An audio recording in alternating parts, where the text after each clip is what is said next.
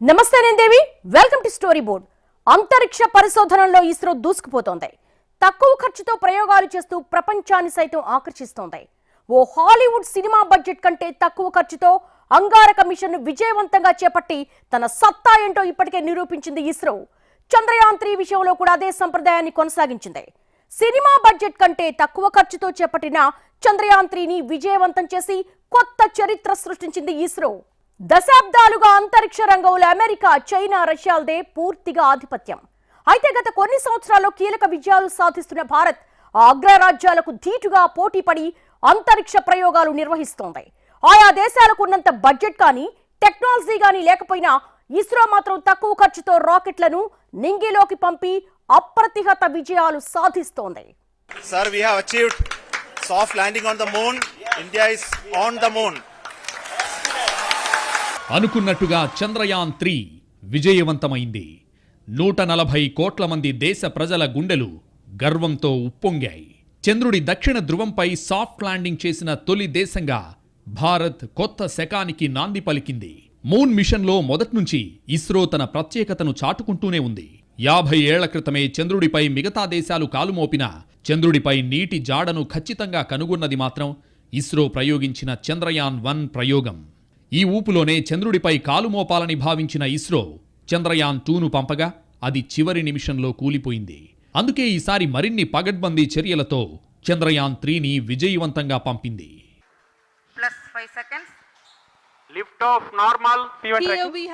అనుక్షణం ఉత్కంఠ రేపిన చంద్రయాత్ర ఎట్టకేలకు విజయవంతమైంది. తక్కువ ఖర్చుతో చంద్రుడిపై విక్రమ్ను విజేతగా నిలిపింది ఇస్రో. చంద్రయాన్ ప్రాజెక్టు విజయంతో దేశ వైజ్ఞానిక రంగంలో గణనీయమైన మార్పులు, పురోగతి సాధించే అవకాశం ఉంది. విద్యార్థులు మొదలు నిపుణులు, శాస్త్రవేత్తలు వంటి వారంతా ఈ రంగం వైపు మొగ్గు చూపుతారు. భారత్ ప్రగతి పథంలో దూసుకెళ్లేందుకు శాస్త్ర పరిశోధన, అంతరిక్ష రంగం తోడ్పడే అవకాశాలు పెరుగుతాయి.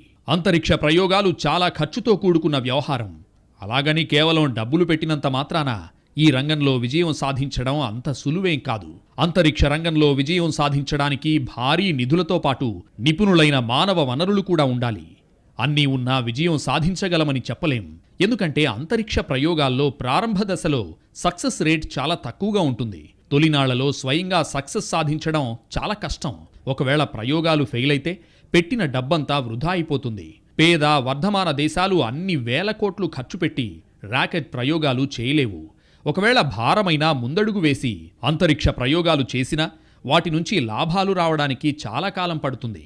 అందుకే చాలా దేశాలు రాకెట్ ప్రయోగాలు చేసేందుకు అంత ఖర్చు పెట్టేందుకు సిద్ధంగా లేవు. వీటితో పాటు అంతరిక్ష ప్రయోగాల్లో జియోపాలిటిక్స్ కూడా కీలక భూమిక పోషిస్తాయి. అంతర్యుద్ధం, రాజకీయంగా అశాంతి నెలకొన్న దేశాల్లో అంతరిక్ష ప్రయోగాలకు నిధులు కేటాయించే వీలుండదు. అందుకే కొన్ని దేశాల్లో అంతరిక్ష ప్రయోగాలన్న మాటే వినిపించదు. ఒకవేళ ఇలాంటి దేశాలు శాటిలైట్ సేవల్ని అందిపుచ్చుకోవాలంటే ఇతర దేశాలపై ఆధారపడాల్సిందే. శాటిలైట్లు తయారు చేసుకుని వాటిని దాచుకుంటే ఉపయోగం ఉండదు. వాటిని అంతరిక్షంలోకి పంపిస్తేనే ఉపయోగం. స్వయంగా శాటిలైట్లు తయారు చేసుకునే శక్తి అన్ని దేశాలకు ఉండదు. కాబట్టి అవి అంతరిక్ష ప్రయోగాలు చేస్తున్న ఇతర దేశాలపై ఆధారపడుతున్నాయి. ఒకవేళ నిధులు, నిపుణులు, సాంకేతికత అన్నీ ఉన్నా కొన్ని దేశాలు రాకెట్ లాంచ్ చేయడం సాధ్యం కాదు. రాకెట్ ప్రయోగించాలంటే సముద్ర తీరం ఒక్కటే కాదు, రాకెట్లో ఇంధనం అయ్యేంత వరకు ప్రయాణించగలిగే సుదీర్ఘమైన సముద్ర ప్రాంతం కావాలి. సముద్ర తీరం లేకుండా చుట్టూ ఇతర దేశాలతో సరిహద్దులు కలిగి ఉండే దేశాలు రాకెట్ లాంచ్ చేయలేవు. కాబట్టి సముద్ర తీరంతో పాటు సుదీర్ఘ సముద్ర ప్రాంతం ఉన్న దేశాల నుంచి మాత్రమే రాకెట్ లాంచింగ్ సాధ్యమవుతుంది. అమెరికా, రష్యా, చైనా, జపాన్లు అంతరిక్ష ప్రయోగాలకు చేసే ఖర్చు చాలా ఎక్కువ. కాబట్టి వాటి సాయంతో శాటిలైట్లను పంపాలన్నా ఎక్కువ ఖర్చవుతుంది. కానీ ఇలాంటి దేశాలకు ఇస్రో ఇప్పుడు ఆశావహంగా కనిపిస్తోంది. ఇప్పటికే ఇస్రో ఎన్నో విదేశీ శాటిలైట్లను అతి తక్కువ ఖర్చుతో అంతరిక్షంలో ప్రవేశపెట్టింది. కేవలం తక్కువ ఖర్చుతో అంతరిక్ష ప్రయోగాలు చేయడం ఒక్కటే కాదు, సక్సెస్ రేట్ కూడా ఇందులో కీలక భూమిక పోషిస్తుంది. ఏ దేశమైనా చేస్తున్న అంతరిక్ష ప్రయోగాల్లో సక్సెస్ రేట్ ఎక్కువ ఉంటేనే మిగిలిన దేశాలు తమ శాటిలైట్లను అంతరిక్షంలోకి పంపేందుకు ఆ సంస్థలు లేదా దేశాల దగ్గరకొస్తాయి. అయితే ప్రస్తుతం మిగిలిన దేశాల అంతరిక్ష సంస్థలతో పోలిస్తే అతి తక్కువ ఖర్చుతో ఎక్కువ సక్సెస్ రేట్తో ఇస్రో ముందుంది. ఇస్రో వెబ్సైట్ ప్రకారం ఇప్పటివరకు ఇస్రో 124 స్పేస్ క్రాఫ్ట్ మిషన్లలో 34 దేశాలకు చెందిన 431 విదేశీ శాటిలైట్లను అంతరిక్షంలో ప్రవేశపెట్టింది. ఇందులో అల్జీరియా, స్లోవేకియా, లిథువేనియా వంటి చిన్న దేశాలతో పాటు America, Germany, Canada, France, Japan, United Kingdom వంటి పెద్ద దేశాలు కూడా ఉన్నాయి. ఇలా కమర్షియల్ శాటిలైట్ సేవలతో పాటు ఇస్రో ఉచితంగా కూడా కొన్నిసార్లు పేద దేశాలకు సేవలందిస్తోంది. వర్తమాన ప్రపంచంలో అతి తక్కువ ఖర్చుతో అంతరిక్ష ప్రయోగాలు చేస్తున్న దేశంగా భారత్ పేరు తెచ్చుకుంది. 2008లో ఇస్రో చంద్రయాన్-1 ప్రయోగాన్ని 386 కోట్ల రూపాయల ఖర్చుతో పూర్తి చేసింది. ఆపై 2014లో మార్స్ మీదకు ప్రయోగించిన మంగళ్యాన్ ప్రాజెక్టు కూడా 470 కోట్ల రూపాయల ఖర్చుతో పూర్తి చేశారు. ఇదే మార్స్ మీదకు నాసా ప్రయోగించిన అమెరికా మావెన్ ఆర్బిటర్ ప్రయోగానికి ఇంతకన్నా 10 రెట్లు ఎక్కువ ఖర్చు పెట్టినట్లు తేలింది. అప్పట్లో భారత్ చేపట్టిన మంగళ్యాన్ ప్రయోగాన్ని ప్రపంచమంతా కొనియాడింది. హాలీవుడ్లో భారీ వ్యయంతో స్పేస్ సినిమాలు తీస్తుంటే అంతకన్నా తక్కువ ఖర్చుతో ఇస్రో మంగళ్యాన్ ప్రాజెక్టు పూర్తి చేసింది. అప్పట్లో గ్రావిటీ అనే సినిమాకు ఇంతకన్నా ఎక్కువ బడ్జెట్ అయింది. కానీ ఆ సినిమా కన్నా తక్కువ ఖర్చుతో ఇస్రో మొదటి ప్రయత్నంలోనే మంగళ్యాన్ ప్రయోగంలో విజయం సాధించింది. 2019లో కేవలం 978 కోట్ల రూపాయలతో ఇస్రో చంద్రయాన్-2 ప్రాజెక్టు పూర్తి చేసింది. ఇదే తరహాలో త్వరలో గగన్యాన్ ప్రాజెక్టు కూడా పూర్తి చేయబోతోంది. ఇప్పుడు చంద్రయాన్-3 ప్రాజెక్టు ఖర్చు కేవలం 615 కోట్ల రూపాయలు మాత్రమే. మన దగ్గర ఉన్న కెపాసిటీ తోటి ఎటువంటి మిషన్ అయినా మనం అచీవ్ అయ్యేలాగా మనం ప్లాన్ చేస్తాం. మనకి ఈవెన్ 43 రోజులు పట్టింది. 43 రోజులు అనేది ప్రాబ్లం కాదు. ఒకటి ఏంటంటే మనకి ఖర్చు తగ్గింది. రెండోది ఏంటంటే ఖర్చే కాకుండా మనకు ఒక ఎక్స్పీరియన్స్ వచ్చింది. ఇప్పుడు సపోజ్ ఈ ఎక్స్పీరియన్స్ రేపు ఆదిత్య చేయడం మనకి చాలా ఈజీ అవుతుంది. మామూలుగా రాకెట్ తయారీ అనగానే వేల కోట్ల ఖర్చవుతుంది.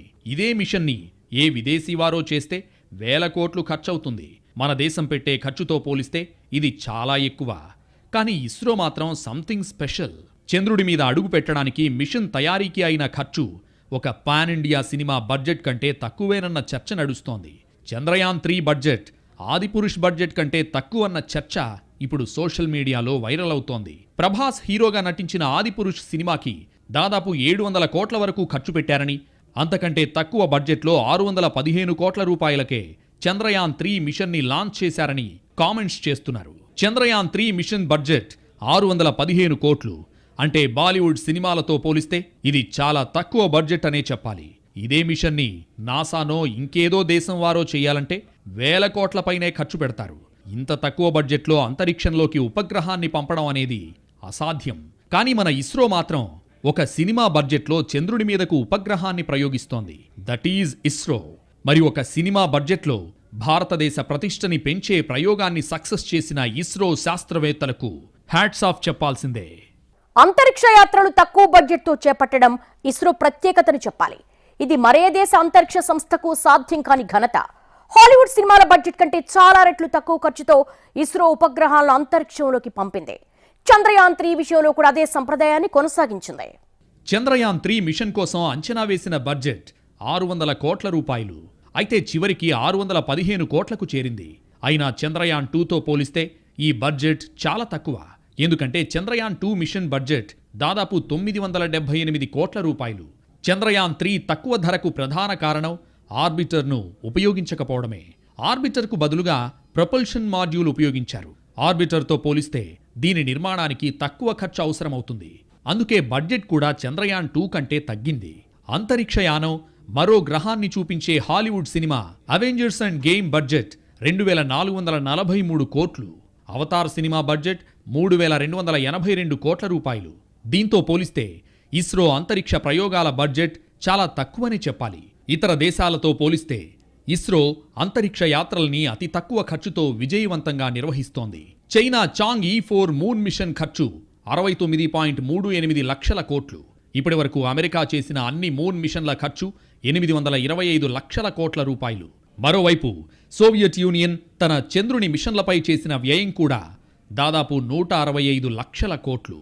అమెరికా, రష్యా ప్రయోగాలకు వేల కోట్లు ఖర్చు పెడితే ఇస్రో మాత్రం 615 కోట్లతో చంద్రయాన్-3 ప్రయోగానికి శ్రీకారం చుట్టింది. ఈ ప్రయోగంలో ఇస్రో భూ గురుత్వాకర్షణ శక్తితో చంద్రుడిపై పయనించే మార్గాన్ని అనుసరిస్తోంది. చంద్రయాన్-3 రాకెట్ భూమి చుట్టూ 170x36 500 కిలోమీటర్ల దీర్ఘ వృత్తాకార కక్షలో ప్రవేశపెట్టారు. ఇది భూమి చుట్టూ 24 రోజుల పాటు తిరుగుతూ క్రమంగా దూరంగా వెళుతూ చంద్రుడి గురుత్వాకర్షణ క్షేత్రంలోకి వెళ్ళింది. ఇందుకు 40 రోజుల సమయం పట్టింది. సాధారణంగా రాకెట్ తయారీ అనగానే వేల కోట్ల ఖర్చు అనే మాట వినిపిస్తుంది. నాసా దగ్గర నుంచి ఇస్రో వరకు ఎవరైనా సరే ఈ విషయాన్ని ఒప్పుకుంటారు. కరెక్ట్గా చెప్పాలంటే అనుకున్న దానికంటే ఎక్కువ ఖర్చవుతుంది తప్పితే తగ్గే సమస్య ఉండదు. కానీ చంద్రయాన్-3 ప్రయోగం బడ్జెట్ ఆదిపురుష్ బడ్జెట్ కంటే తక్కువనే విషయం హాట్ టాపిక్గా మారింది. గత కొన్ని సంవత్సరాలుగా ఇస్రో తన వాణిజ్య వ్యాపారం ద్వారా పెద్ద మొత్తంలో ఆదాయాన్ని ఆర్జించింది. ఇస్రో అనేక ప్రైవేట్, విదేశీ ఏజెన్సీల కోసం మిషన్లను ప్రారంభించింది. 2019-2021 మధ్య ఇస్రో దాదాపు 288 కోట్ల ఆదాయాన్ని ఆర్జించింది. ప్రపంచ శాస్త్రవేత్తలతో పోలిస్తే ఇస్రో సైంటిస్టుల దగ్గర అత్యంత ప్రతిభ ఉంది. దీనికి నిదర్శనమే అతి తక్కువ ఖర్చుతో జరుగుతున్న రాకెట్ ప్రయోగాలు. కొన్ని సినిమా బడ్జెట్ల కన్నా మన ప్రయోగాలకయ్యే ఖర్చు చాలా తక్కువ.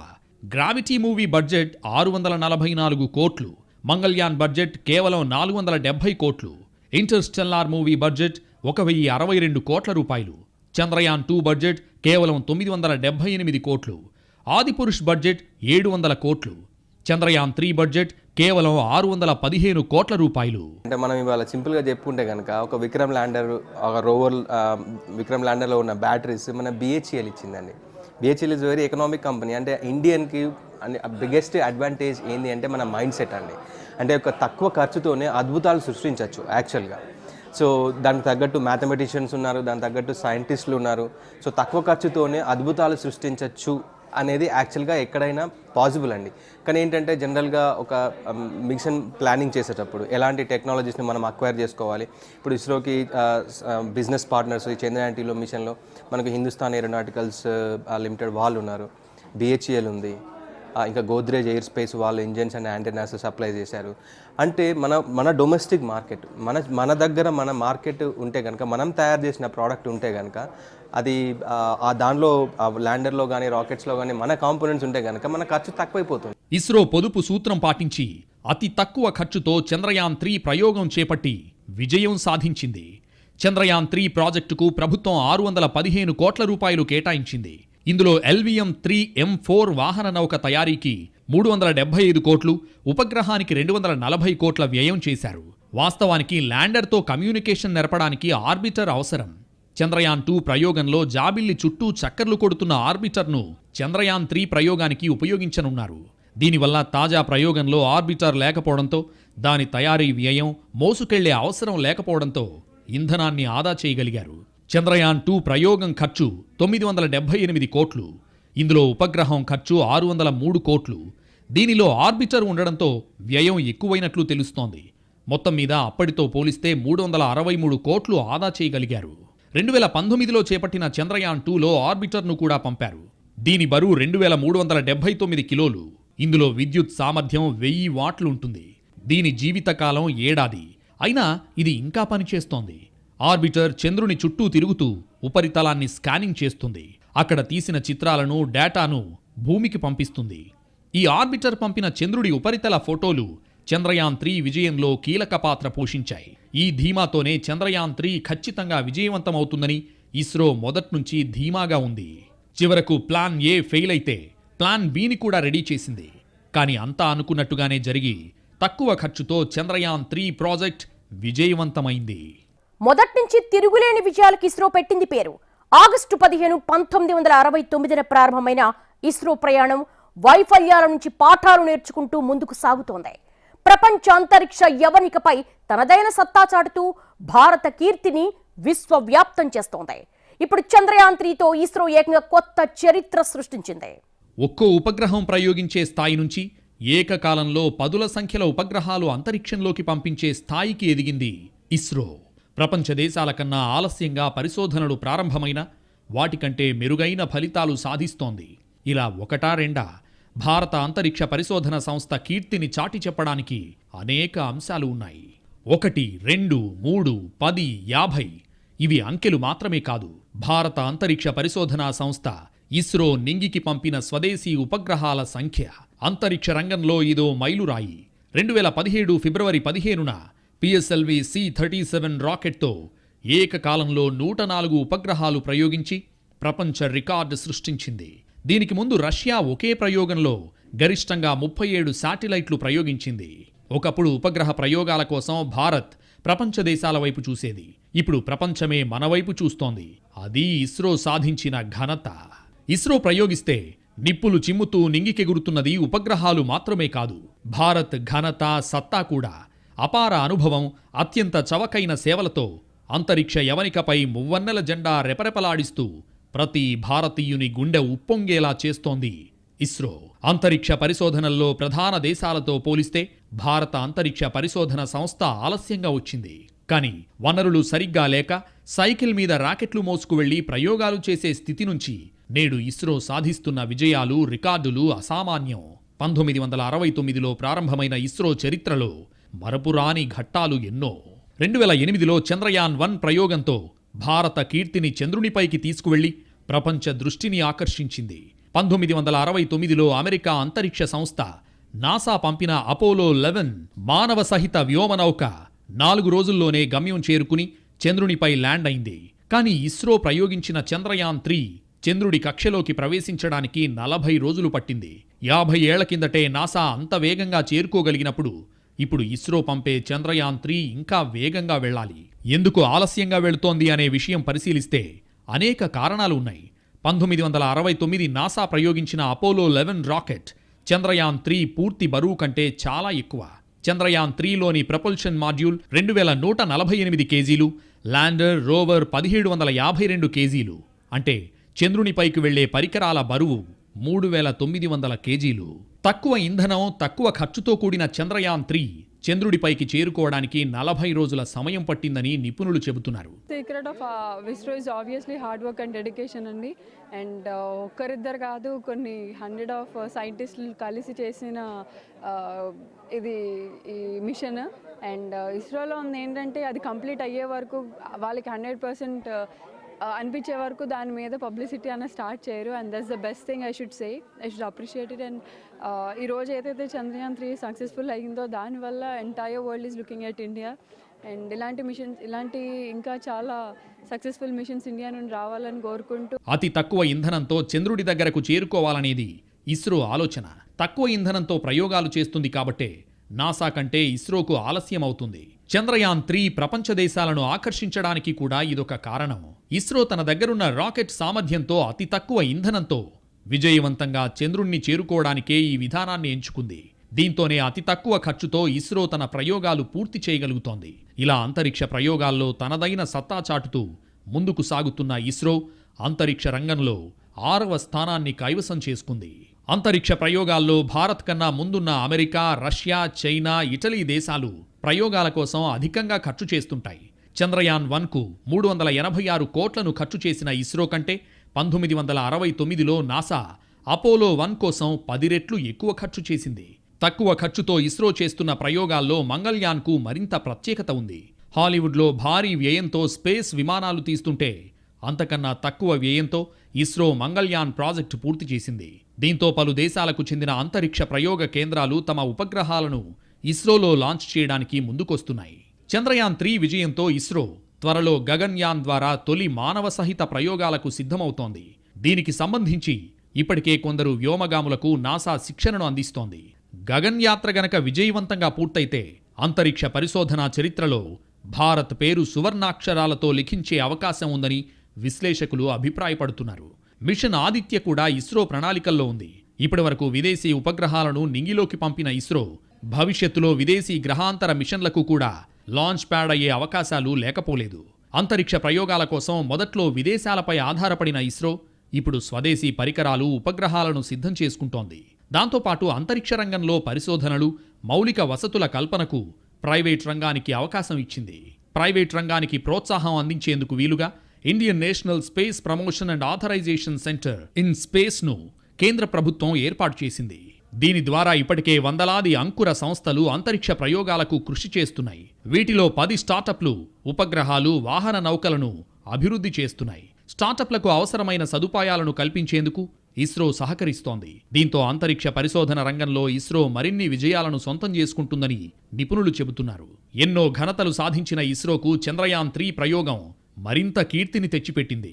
చంద్రుని దక్షిణ ధృవంపై ఇప్పటివరకు ఏ దేశానికి సాధ్యం కాని పరిశోధనను ఇస్రో చేస్తూ ప్రపంచ దృష్టిని ఆకర్షించింది. చంద్రయాన్ 3 అందించే వివరాలు భవిష్యత్తులో నాసా ప్రయోగించే ఆర్టెమిస్ ప్రయోగానికి సైతం ఉపయోగపడనున్నాయి. దీంతో పాటు అనేక విజయాలు అందుకోవాల్సిన అవసరం ఇస్రోకు ఎంతైనా ఉంది. ముఖ్యంగా మనుషుల్ని అంతరిక్షంలోకి పంపించాలి. మానవ సహిత ప్రాజెక్టు విజయవంతంగా పూర్తయితే రష్యా, అమెరికా, చైనాల సరసన భారత్ కూడా చేరనుంది. అసలు ఇస్రోది మొదట్నుంచి స్ఫూర్తిదాయక ప్రయాణం. అందులో మూన్ మిషన్ది మరో ప్రత్యేక అధ్యాయం. వైఫల్యాల నుంచి పాఠాలు నేర్చుకునే సంప్రదాయాన్ని ఇస్రో చంద్రయాన్లోనూ కొనసాగించింది. చంద్రయాన్ 2 వైఫల్యం నుంచి పాఠాలు నేర్చుకుంటూ ఫెయిల్యూర్ బేస్డ్ డిజైన్తో చంద్రయాన్ 3కి రూపకల్పన చేసింది. అందుకే మొదట్నుంచి ప్రాజెక్టు విజయంపై ఇస్రో ఎక్కడలేని ధీమాతో ఉంది. విక్రమ్ ల్యాండింగ్కు కొద్ది రోజుల ముందు రష్యా లూనా 25 ప్రయోగం ఫెయిల్ అయినా ఇస్రో సంకల్పం ఎక్కడా చెక్కు చెదరలేదు. ప్రపంచంలో ఎవ్వరూ సాధించలేని విజయాన్ని సాధించడం మాత్రమే ఇస్రో ప్రత్యేకత కాదు. ఇంతటి ఘనకార్యాన్ని అతి తక్కువ ఖర్చుతో, అతి తక్కువ ఇంధనంతో చేయడమే అసలు గొప్పతనం. మంగళ్యాన్ విజయవంతమైనప్పటి నుంచి ఇస్రో బడ్జెట్ మోడల్పై చాలా దేశాల అంతరిక్ష సంస్థలు స్టడీ చేసినా ఆ సక్సెస్ సీక్రెట్ పట్టుకోలేకపోయాయనే చెప్పాలి. శాస్త్రవేత్తల ప్రతిభతో పాటు వినూత్న విధానాలు, out of box thinking, calculated risk లాంటి ప్రత్యేకతలే ఇస్రోకి ఘనకీర్తి తెచ్చిపెడుతున్నాయి. ప్రతి మిషన్కు కొత్తగా ఆలోచించడం, ఎక్కడైనా అడ్డంకులొస్తే వీలైనంత త్వరగా తప్పులు దిద్దుకుని అవి పునరావృతం కాకుండా జాగ్రత్త పడటం ఇస్రో సక్సెస్ రేటుకు కారణం. తక్కువ బడ్జెట్ అయినా, ఎంత పొదుపు మంత్రం పాటించినా సక్సెస్ విషయంలో మాత్రం ఇస్రో ఎప్పుడూ రాజీ పడలేదు. ఇస్రో అత్యంత వేగవంతమైన పనితీరు, ఖచ్చితత్వం, అంకిత భావమే అంతరిక్ష రంగంలో భారత్ తిరుగులేని విజయాలకు కారణమని చెప్పడంలో మరో మాటకు తావులేదు. ముఖ్యంగా ఇంధనం విషయంలో ఇస్రో చూపిస్తున్న కొత్తదనాన్ని నాసా కూడా అందిపుచ్చుకోలేకపోతోంది అనడంలో ఏమాత్రం అతిశయోక్తి లేదు.